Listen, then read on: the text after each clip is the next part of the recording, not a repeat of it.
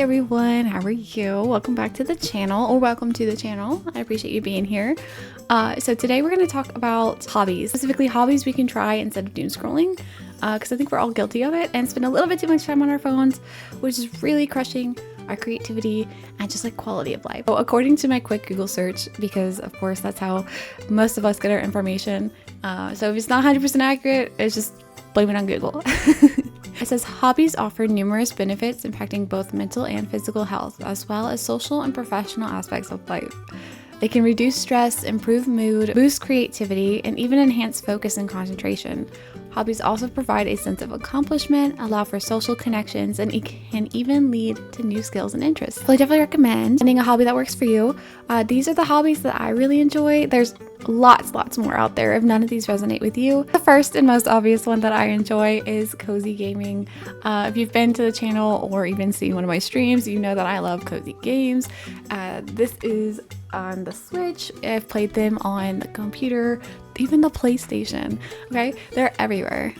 They have all different types of genres too. You got farming sims, you've got puzzle games, you've got strategy games that can be cozy. You've got ones where you just build things like Tiny Glade. You just kind of exist and let your mind shut off. It can also be a source of community because other people enjoy cozy games, and there's some that you can play online with friends. Stardew Valley, Minecraft, Supermarket Together is one of them. That's sort of cozy, but it just has a lot of ability to be a communal and both a just slow down into the day checkout kind of thing. Another one I enjoy for slowing down and boosting creativity is Lego. Look at this. Isn't that absolutely adorable? Look, it's got butterflies and little flowers, and it's perfect for spring. I just built this weekend, but it really lets me just kind of shut my brain off and just follow the instructions it has, and then I get to create something and have a little something for my desk at the end of it. So it's so good. It is a little costly, so I would look at maybe like they have $10 sets that are like 3-in-1s that you can build. Pretty simple, and see if you even like it before jumping in to the more higher priced ones. But I've also had people find luck with like off-brand that they found, like the miniature blocks, the nano blocks. Those require more patience though. But it's definitely something that's worth looking into, and it's not just for kids. Don't let anyone tell you that. With all of these hobbies, if any of them are like, oh, that's a child thing, do it for your inner child. Okay, another one that's a little bit more hands-on, if you want something you're like, okay, these are nice but they're a little too basic, like I want something that's a little bit more hands-on. So one of those that I recommend is baking. So I like to bake things from scratch. Not all the time because I don't always have the mental energy for it, but if I have a little bit more energy and I just want to slow down and like make something with love and maybe even gift it to like community and friends, or just have a sweet treat, because let's face it, sweet treats rock, I go with baking. This is one of my favorite cookbooks. You can see all the tabs that I have. It is Dessert Person by Saffitz. She also has one that's a little bit more user-friendly if you've never tried doing baking from scratch of any sort. It's called What's for Dessert. It's way more beginner friendly. This is, I'd say, probably a little bit more intermediate, but it's got some really good recipes in here. So if it's something that you have done and you're like, oh yeah, I know all about this, I highly recommend this one. I enjoy the pie crust recipe in this one, so good. And then the brownies too. Let me see if I can find it. It's just like, baking is so good. It helps you feel more, at least for me, it makes me feel accomplished at the end of it all. So if it's something that you like sweet treats, and you just want to try to learn something new, I say go for it. And what's the worst that will happen? You like don't make it, to go to the grocery store after and just go get what you wanted, but at least you tried, you know? This is the brownie recipe, the malted forever brownie. So good, delicious, one of my go-to brownie recipes. I really enjoy card games and board games. They're kind of very similar to like a cozy game, but it's more of an off-screen situation. This one is, in particular, is so cute, so simple. I love taking it to coffee shops, going to the park, just getting some outside time, because you can't really do that with a game. like a video game. So this is great for out and about, even on your couch. You can put it in the bedroom, have your projector or TV on, watch a movie, and just play this. It really like stimulates the mind, but it's not gonna like be so much so that you're like, oh my goodness, unless you're playing something like Catan or even something like Monopoly that makes you want to rage. So there are some cozier card games out there. I also enjoy, it's very much a hobby, I enjoy playing like Dungeons and Dragons. It allows you to immerse yourself into a world and storytell with your friends. So that's one that I really enjoy. It is probably a little bit more difficult to find a group, but I know there's a lot online that you could potentially find. Just be cautious and selective with the people that you choose to play with. So a hobby I love at nighttime, Myrtle. This is like a little puzzle brain game where you're finding out who murdered somebody. It gets increasingly harder, and it has this little loose storyline around it.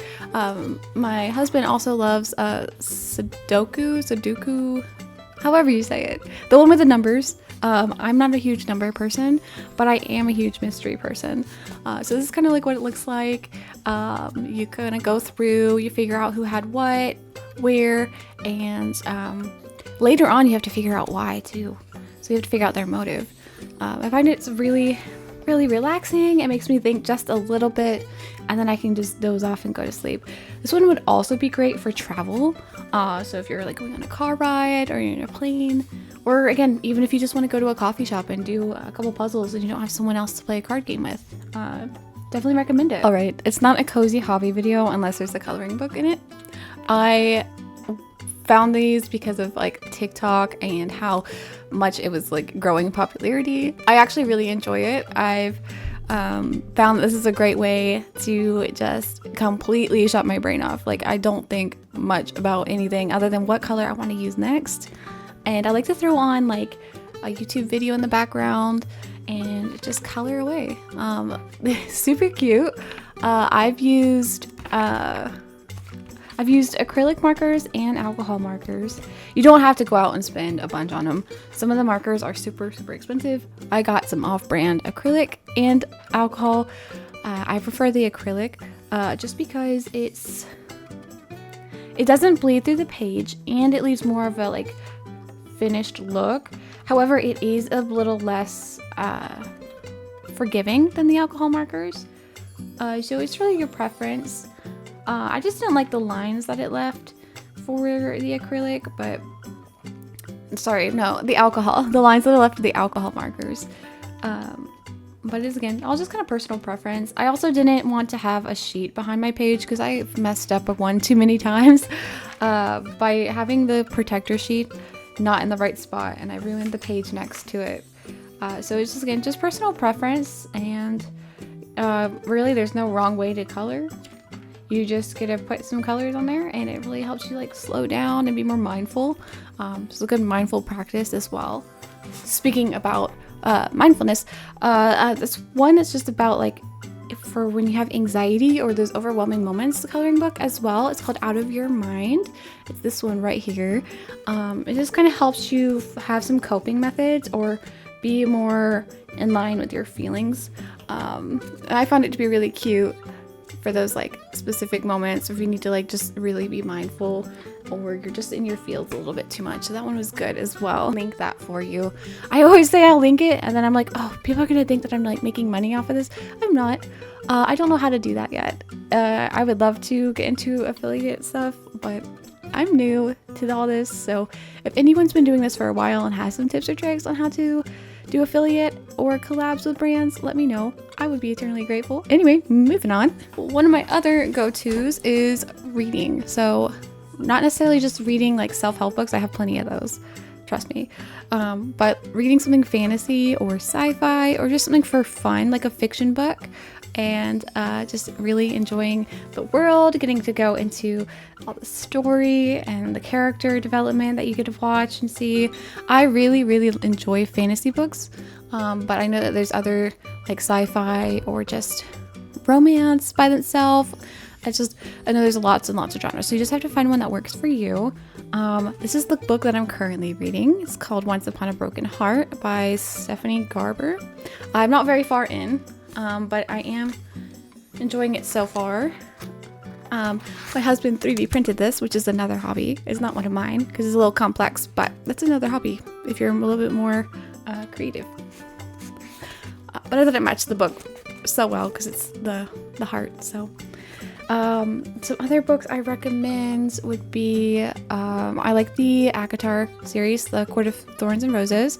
I really enjoyed the Falconer. Yeah, I'm gonna say those are my 2 recommendations. Outside of it, I've been in a big reading slump, but I'm really starting to get back into it with this book. So if I've come up with any more, I'll list them below for you.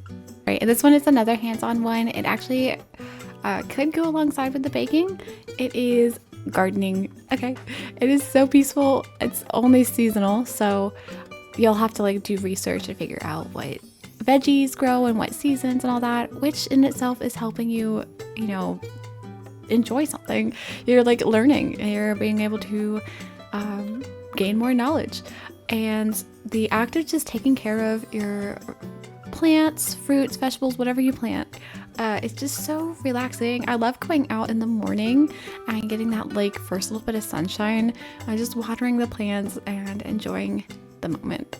So that one is definitely more hands-on. It is very fulfilling. So these are the hobbies that I think that you should check out, or that I personally enjoy, and it might spark something for you. Let me know if you have any other hobby suggestions that you want other people to know about as well. We can all just talk hobbies in the comments and build a community here. And I hope to see you in the next video. Have fun hobbying. Bye.